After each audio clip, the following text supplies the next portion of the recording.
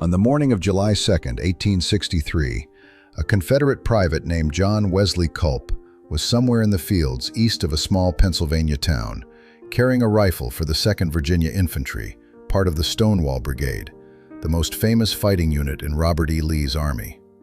He was 24 years old. He was 5 feet tall, and he was less than a mile from the house he grew up in. Because Wesley Culp was born in Gettysburg. He had walked those streets as a boy. He had hunted on his cousin Henry's farm, a low rise of ground just outside town that everyone in the county called Culp's Hill, because the Culps had owned it for generations. His own family's name was on the map of the battlefield. He had left in 1856 to work as a carriage maker in Shepherdstown, Virginia. When the war came, he enlisted with the state he was living in. His brother William enlisted with Pennsylvania, and on the first days of July 1863, the war brought Wesley Culp back to his own hometown in the uniform of the invading army. He was killed near his family's land on July 2nd. His brother William survived the war, and for the rest of William Culp's life, he refused to speak his brother's name and refused to allow it to be spoken in his presence. That is one surname. There were more than 160,000 men at Gettysburg over 3 days, and 51,000 of them became casualties, the bloodiest battle ever fought in North America. Among them were families split down the middle, friends who had shared a tent in the old army now firing into each other, and men who came home to their own front doors wearing the wrong color. These are 15 of those surnames. Some are famous, some you have never heard. And if one of them is yours, your family may have stood on both sides of the same field. Number 15. Culp. We began with Wesley, but the Culp name deserves the full picture because it is the single most extraordinary case of a divided family at Gettysburg, and because most of what people repeat about it is wrong. Here is what is documented. Christopher Culp's descendants owned land outside Gettysburg for generations. Wesley Culp's second cousin, Henry Culp, owned the farm on the hill that carries the family name. Wesley moved south before the war and enlisted in the 2nd Virginia. His brother William Culp enlisted in the Union Army. Wesley was killed during the battle, in the fighting near his family's land, on July 2nd or in the action of those days. Here is what is legend, and I want to be honest about it. The popular story says Wesley Culp was shot dead on Culp's Hill itself, on his own family's soil. Historians who have examined the movements of the 2nd Virginia note that his regiment was not engaged on Culp's Hill on those days. It was held back at Brinkerhoff's Ridge on the 2nd and fought at Wolf's Hill on the 3rd. He died close to his family's ground, probably not on it. The truth is nearly as remarkable as the myth. A boy from Gettysburg came home to Gettysburg in a Confederate uniform, died within sight of the fields he grew up on, and his own brother, a Union soldier, carried that silence to his grave.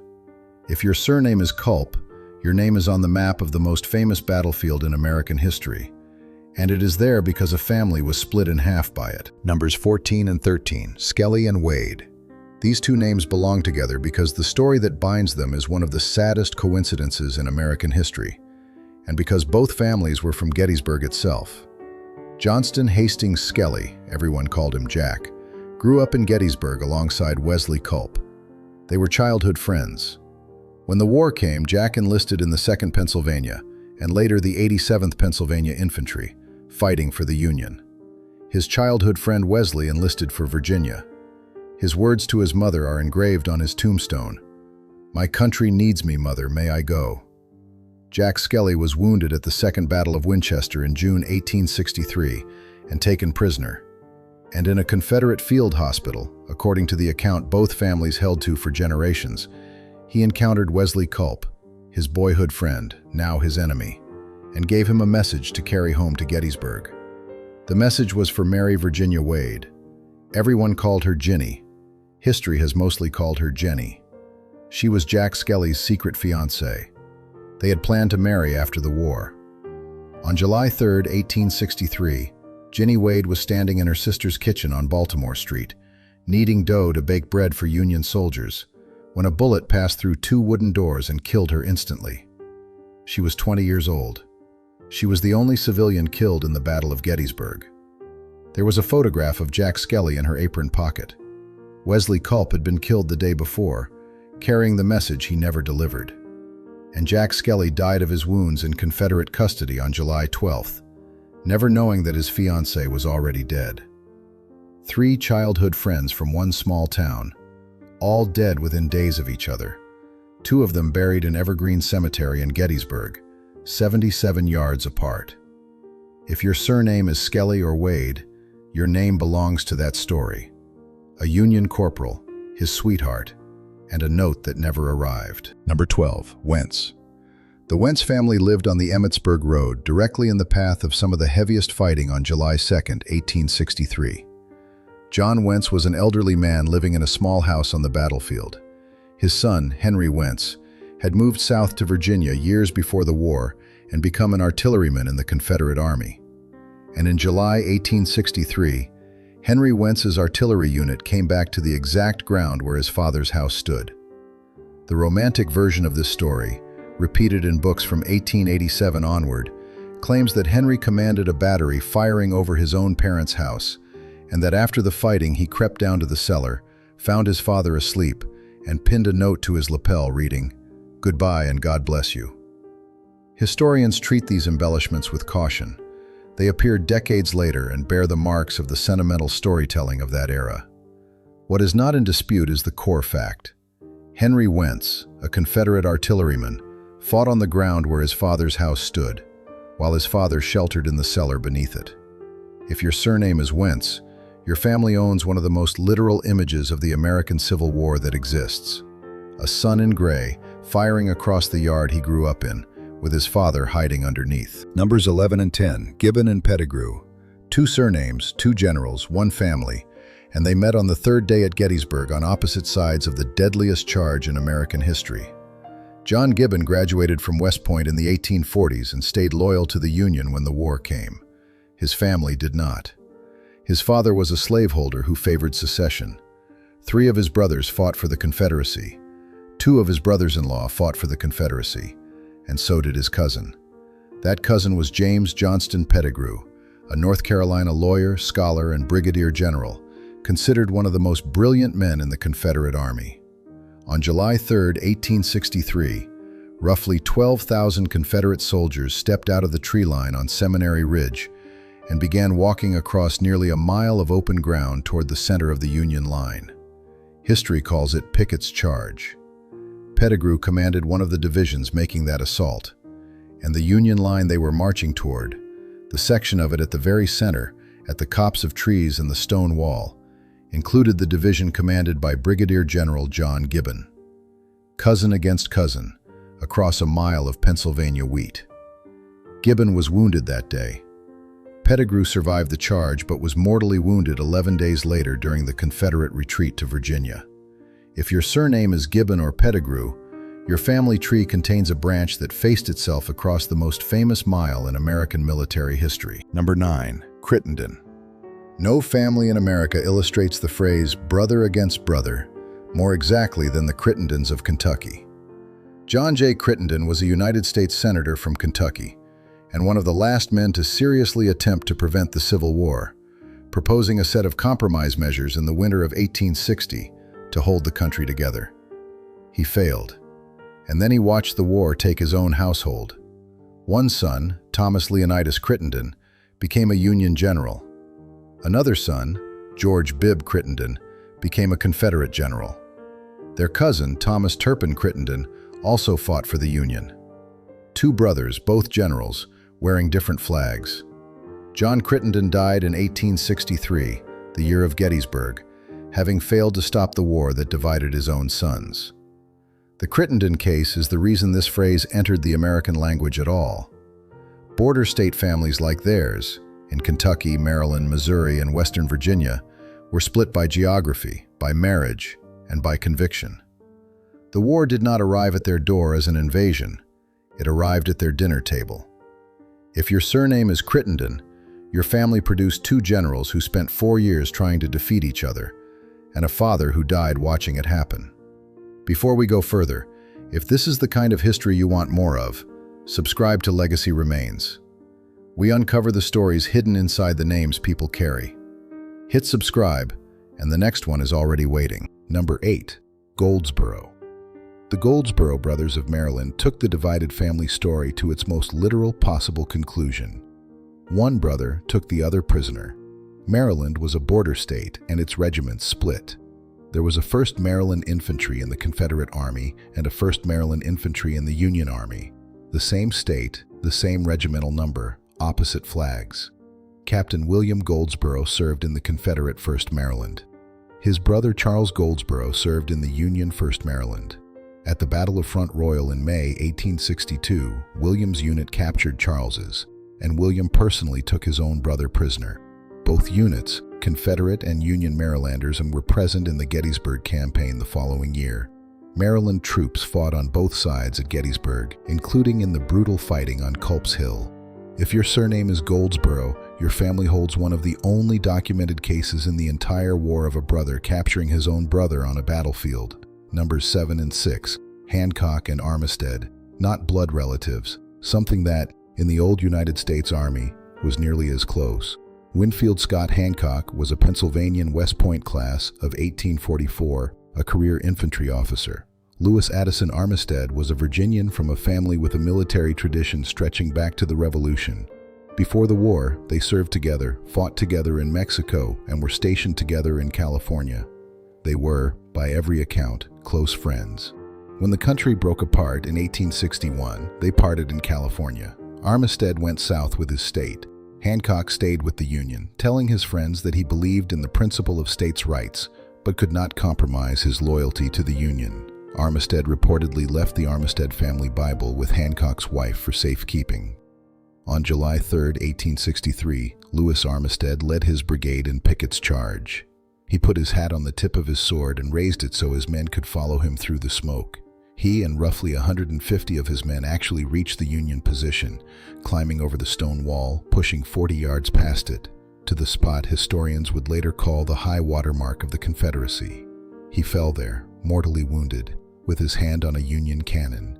The Union Corps that broke Pickett's charge that afternoon was the 2nd Corps. It was commanded by Winfield Scott Hancock.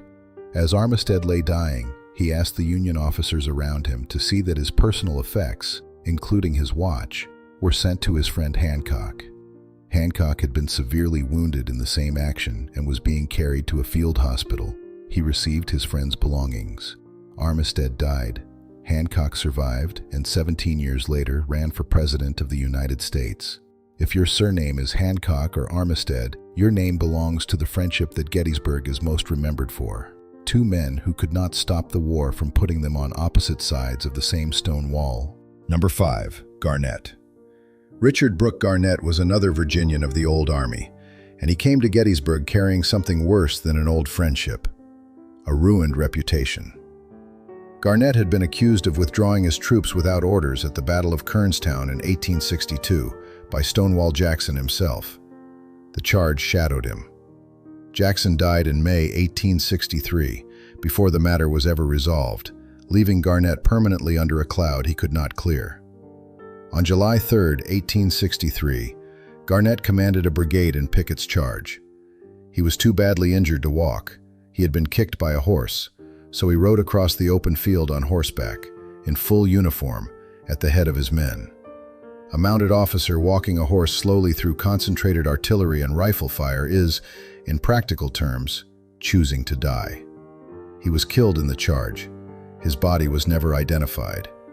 He is believed to lie in a mass grave of unknown Confederate dead. Garnett, Armistead, and Hancock had all known one another in the old Army. Two of them died within yards of each other on the same afternoon, attacking a line commanded by the third.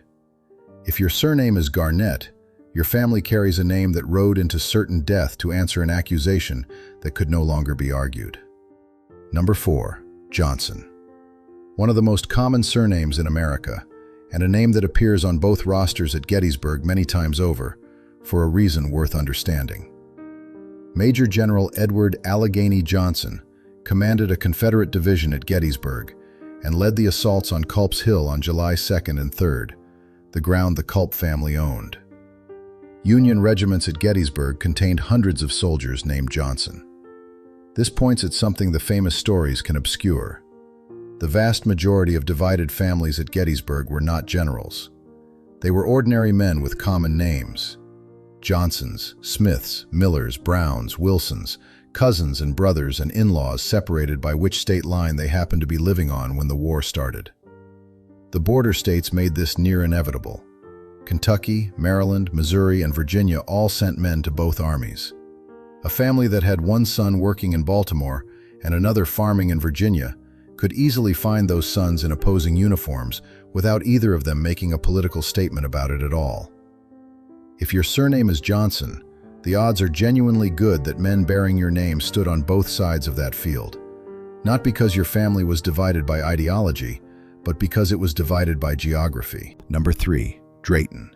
The Drayton brothers of South Carolina did not fight at Gettysburg, but their story explains the entire phenomenon this video is about, and no list of divided American families is complete without it. Thomas and Percival Drayton grew up together in South Carolina. When Percival was around 20 in 1832, he moved north with his father. Thomas remained in the South. When the war came, Thomas Drayton became a Confederate brigadier general. Percival Drayton became a Union naval officer. And in November 1861, at the Battle of Port Royal in South Carolina, Percival Drayton commanded a Union warship bombarding the Confederate fortifications, which were commanded by his brother Thomas. One brother firing naval guns at the fort his brother was defending, on the coast of the state they were both born in. The Drayton case is the clearest demonstration of the mechanism. It was not usually ideology that split American families. It was where you happened to be living in 1861. Move north as a young man and you were Union. Stay and you were Confederate. The same two boys, the same house, the same childhood, and one relocation decided which flag each of them would die under. If your surname is Drayton, your family holds the starkest example in the war of brothers who took aim at each other across the water of their own home state. Number 2. Lee. The most famous name of the war, and its story is one of division that almost nobody outside the family knows. Robert E. Lee commanded the Army of Northern Virginia at Gettysburg. That is universally known. What is less known is that Lee spent 32 years in the United States Army before the war. He was a West Point graduate, a hero of the Mexican War, and superintendent of West Point itself. In April 1861, he was offered command of the Union Army. He declined and resigned because he could not bring himself to fight against Virginia. But the division ran deeper than one man's choice. Lee's wife, Mary Anna Custis Lee, was the great-granddaughter of Martha Washington. Their home was Arlington House, the estate overlooking Washington, D.C. When Lee left for the Confederacy, the United States government seized Arlington and in 1864 began burying Union dead in its grounds. That estate is now Arlington National Cemetery, the most sacred burial ground in the United States, created quite deliberately on the front lawn of the Confederacy's most famous general. Meanwhile, Lee's own extended kin included Union loyalists. Samuel Phillips Lee, his cousin, remained with the U.S. Navy and rose to Rear Admiral, reportedly saying that when he had to choose between his state and the flag he had served under his whole life, he chose the flag. If your surname is Lee, your name is attached to both the Confederacy's greatest commander and to the men of his own family who refused to follow him. Number 1. Your own. I want to end on the name you actually carry because the truth about Gettysburg is bigger than any of the 15 names in this video, and it points directly at you. Over 160,000 men were present at Gettysburg across 3 days in July 1863. 51,000 of them were killed, wounded, captured, or went missing. The highest casualty count of any battle ever fought on American soil. The armies came from more than 20 states. The Union Army had regiments from Maine to Minnesota. The Confederate Army drew from Virginia to Texas. And the border states sent men into both, which means that the number of surnames present at Gettysburg on both sides simultaneously is not 15, it is thousands. Every common American surname, Smith, Miller, Jones, Davis, Brown, Wilson, Moore, Taylor, Anderson, Thomas, appears on both the Union and Confederate rolls of that battle, not occasionally, repeatedly. There were men named Smith who died on Cemetery Ridge, and men named Smith who died attacking it. And here is what makes that fact land differently than a statistic should. These were not two nations meeting on a field. These were people who had shared a country 87 years earlier, who spoke the same language, sang the same hymns, and in an enormous number of cases were related to each other by blood or marriage. A Confederate soldier lying wounded in a Pennsylvania field in July 1863 might well have had a cousin in the regiment that shot him. Wesley Culp came home to Gettysburg in an enemy uniform and died in sight of his family's land. Henry Wentz fired artillery across his own father's yard. William Goldsborough took his own brother prisoner. Lewis Armistead's dying request was to send his watch to the man commanding the line he had just charged. That is not a war between strangers. That is a family tearing itself apart in front of 100,000 witnesses. So look at your own surname. If your family has been in America since before 1861, and tens of millions of American families have been, then somewhere in the muster rolls of that war, your name appears, very likely on both sides. The National Park Service, the National Archives, and state historical societies maintain searchable rosters of the men who fought there. You can find your name. Many families do and are startled by what they find. 2 branches, 2 uniforms, 1 battlefield. They stood on the same ground, wearing different colors, carrying the same last name, and most of them never knew. 15 surnames, 15 fractures running through American families. The boy from Gettysburg who came home with the invading army, the gunner who fired over his father's roof, the general who sent his watch to the friend whose line had just killed him, the brothers who commanded a fort and the ships firing on it. None of these men chose to be divided. They chose a state, a flag, a job, a place to live, and history did the dividing for them. That is the part that should stay with you. It did not take hatred to split those families. It only took a border. 3 days in July 1863, 51,000 casualties. And afterward, the families who survived had to decide what to do with the ones who had worn the other color. Some forgave. Some, like William Culp, never spoke the name again. So tell me, what is your surname? Has anyone in your family ever traced it back to that war? Drop it in the comments and tell me which side you know of. I suspect a few of you are about to find out there were 2. Subscribe to Legacy Remains, another name, another bloodline, another history that nobody told you was yours.